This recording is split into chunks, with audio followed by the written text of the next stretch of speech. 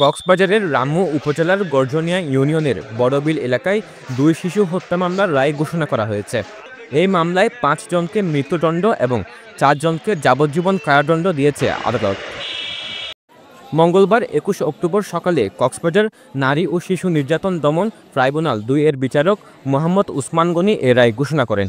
নারী ও শিশু নির্যাতন দমন ট্রাইব্যুনালের মাননীয় বিচারক মোহাম্মদ উসমান গনি স্যার মহোদয় তার বিচার বিশ্লেষণ করে দীর্ঘ পর্যবেক্ষণ সহ এই আসামিদের 5 জনকে আমৃত্যু ফাঁসিতে ঝুলিয়ে মৃত্যুদণ্ডাদেশের নির্দেশ প্রদান করেন এবং 4 জনকে যাবজ্জীবন আদেশ দিয়েছেন। তন্মধ্যে একজন আসামি উপস্থিত আছে আজকে, যিনি মামলায় 164 দিয়েছেন, যার দেখানো মতে এই নিষ্পাপ শিশুদের লাশ উদ্ধার করা হয়েছে।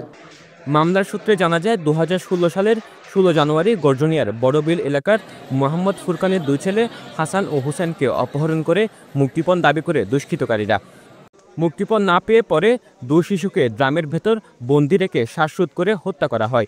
ঘটনার 3 দিন পর 19 জানুয়ারি 2016 সালে নিহত শিশুদের বাবা বাদী হয়ে রামু থানায় মামলা দায়ের করেন। এরপর এই ঘটনায় আসামি জাহাঙ্গীর আলমকে গ্রেপ্তার করা হয়।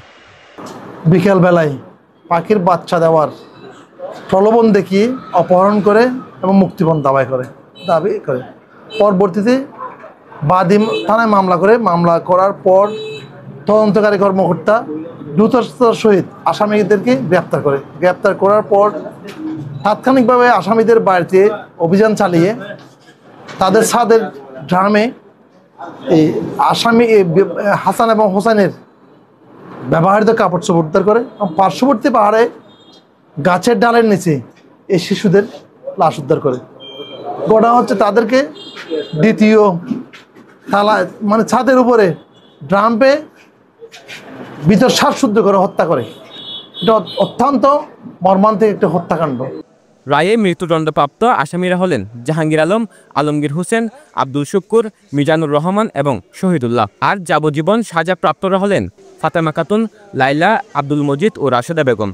তবে দণ্ডপ্রাপ্ত জাহাঙ্গীর আলম ছাড়া বাকি 8 জন আসামি এখনও পলাতক রয়েছে। সরোয়ার সাকিব, পেনুয়া নিউজ।